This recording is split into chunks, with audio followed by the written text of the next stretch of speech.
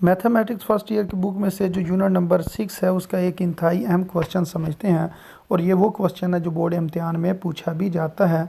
तो ये क्वेश्चन कुछ इस तरीके से पूछते हैं कि if 1/a, 1/b and 1/c are in arithmetic progression show that b is equal to 2ac divided by a plus c। तो कह रहे हैं अगर ये जो तीन टर्म्स इन्होंने क्वेश्चन में दी हुई हैं 1/a, 1/b और 1/c, ये किस में दी गई हों?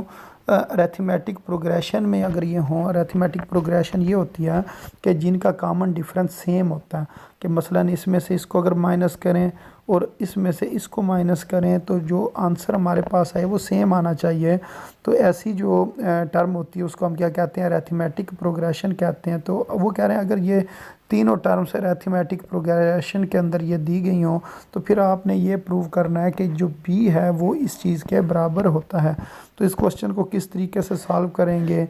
इसको सॉल्व करने का तरीका ये है कि आपने सबसे पहले जो पहली दो टर्म्स हैं इन दोनों टर्म्स को ले लेना। मसलन 1/a, 1/b, इन दोनों टर्म्स को आपने ले लेना और इसमें से आपने d फाइंड करना है। d किस तरह फाइंड करना है? जो कॉमन डिफरेंस है उसको आपने फाइंड करना है। तो उसका तरीका ये होता है, जो आगे टर्म लिखी होती है माइनस उससे पिछली टर्म लिख देते हैं। तो वह इसके लास्ट में अगर देखें तो क्या लिखा हुआ है? 1/b, तो -1/a, इसको इस तरीके से लिख देंगे। इसी तरह आपने लास्ट टू टर्म्स ले लेनी है। ये जो लिखा ना 1/b, 1/c, ये वाली लास्ट टू टर्म्स ले लेनी है। अब इनका आपने डिफरेंस लेना।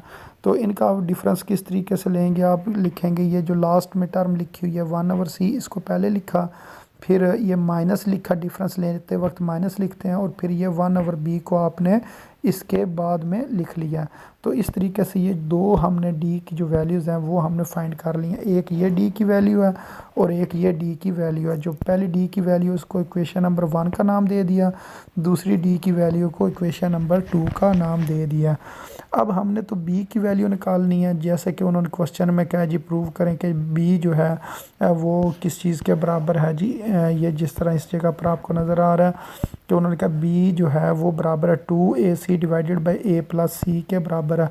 इधर अगर आप देखें आपको d किसी जगह पर भी नज़र नहीं आ रहा, तो इसका मतलब आपने d को ख़त्म करना है। ये जो हमारे पास दो इक्वेशंस बनी हुई हैं इन दोनों इक्वेशंस में से d को ख़त्म करना है।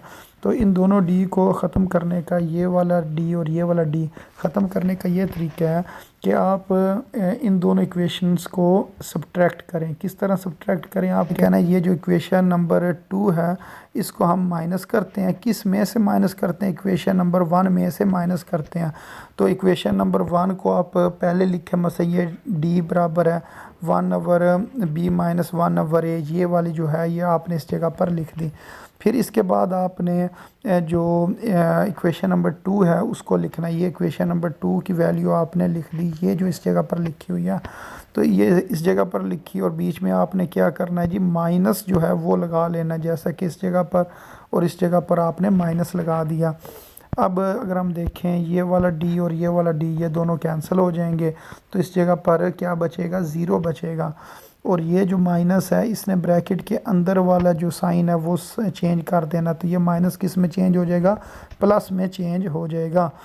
तो अब इसके अंदर ये जो दो टर्म्स हैं दरमियान वाली, ये दोनों माइनस की हैं।